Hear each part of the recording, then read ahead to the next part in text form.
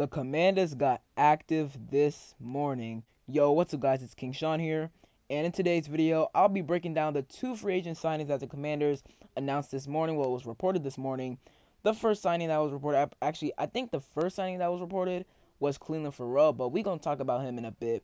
Let's start with Marcus Mariota because this is the most interesting signing probably of all free agency so far for us. I mean, reported by Adam Schefter first, former Eagles quarterback Marcus Mariota is signing with the Washington Commanders on a one-year deal with a base value of $6 million and upside to $10 million per source. So, this is really interesting. Obviously, I expected us to bring in a veteran quarterback. I mean, I love Sam Howell, but we need a veteran guy for the rookie quarterback we're going to draft. So, I expected us to bring in a vet.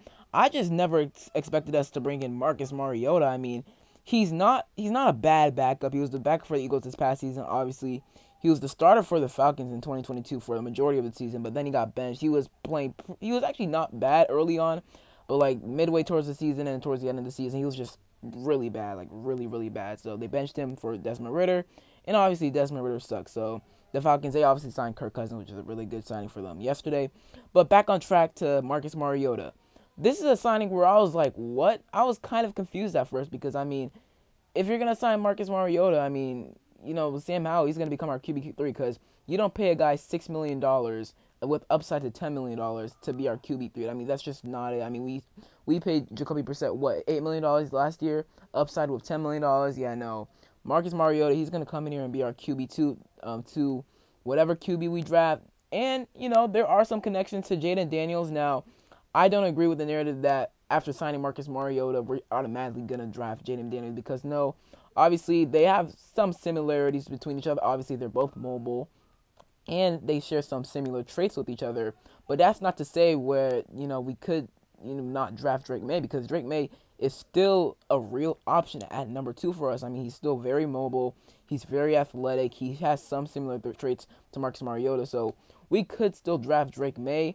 It just seems like, you know, after this signing, to most Commanders fans, including me, it kind of seems like, you know, Jaden Daniels is most likely going to be a Commander. Well, we're most likely going to pick him at 2. But we will see, though. We still got 45-plus days left until the draft, I'm pretty sure. Super excited for the draft, but we still got a long way ahead of us for the draft. Actually, pro days are getting started now, so excited to, you know, look at those to see who players are performing well.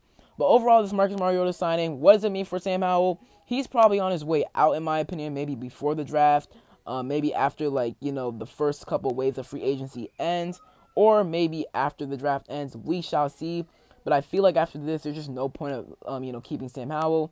We should, you know, take all trade calls for Sam Howell. I even reported a couple of weeks ago that the Jets are interested. There was a report that came out that the Jets are interested in Sam Howell and could possibly trade like a 4th or 5th round pick for him, which if we were offered a 4th for Sam Howell, I am immediately taking that. Obviously, I'm pretty sure Mac Jones was traded. Yeah, he was traded to the Jaguars a couple of days ago for, I want to say, a 5th and a 6th round pick. So we could get that similar package for Sam Howell, which I would not mind at all. I mean, any pick for Sam Howell is really good because, you know, I like Sam Howell, but he threw 21 interceptions last year, led the NFL in turnovers. So really bad. He was pretty bad down the stretch last year, but we could still get some value for him, maybe like a 4th, 5th round pick. He'd be a solid backup to any team if he were to be traded. So overall, I feel like this move just means, you know, Sam Howell, he is on his way out, which is unfortunate. He was playing pretty good early on in the season, but we shall see. But overall, this Marcus Mariota signing, I don't hate it. I'm not the biggest fan of it, but I don't hate it. I'd probably give it a C or a C minus. I might warm up to it a bit. He's just going to be the backup quarterback, not the starter at all, of course. Then the other signing, it was reported by Diana Rossini first at around 9:25 a.m. 2019 first-round pick clelin Ferrell is expected to sign with the Commanders per sources. Now, he was drafted with the 4th overall pick by the Raiders in 2019.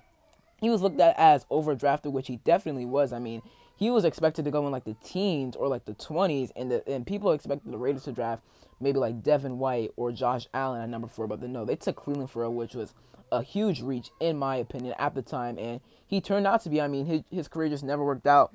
He has been a solid, you know, rotational piece, though. I mean, this past season, he played with the Niners at 3. He recorded 3.5 sacks with the Niners. Started every game for the Niners, actually, which is very interesting. Had 28 tackles, 6 TFLs, and 13 QB hits, which is really good. In his rookie season with the Raiders, he wasn't too bad, playing 15 games, starting all 15 games. Had 5 pass deflections, one fumble recovery, 4.5 sacks, 38 tackles, 8 TFLs, and 8 QB hits. So wasn't bad in his first season of his career and this past season, but he really hasn't lived up to the fourth overall pick hype. So, you know, this is a good pickup for the Commanders. I think I definitely like the Dante Fowler pickup more because Clelin Ferrell is definitely more of a run stopper than a pass rusher, like, you know, getting to the quarterback and stuff. But this is still overall a good signing. I'd probably give it like a B or B minus. I was kind of skeptical about it at first, but it's just a 1-year, $3.75 million deal, so I do not mind it at all. So overall, the moves the Commanders made today, you know, nothing too major. Well, the Marcus Mariota signing is pretty significant, but this Clelin Ferrell signing, nothing too major, but a really, really good depth piece of the team. We needed depth at the edge rusher position, and that is what we're getting. I have loved the moves Adam Peters have made so far. I am not, like, really, really mad with each and every move. So, that is it for today's video. Hope you guys enjoyed. If you did, leave a like down below. Subscribe, turn on notifications. I'm on the 3K subs. If you could, hit that sub button. I really appreciate it. Comment down below what you guys think about the Marcus Mariota signing and Clelin Ferrell signing. And other than that, it's been King Sean, and I'm out. Peace.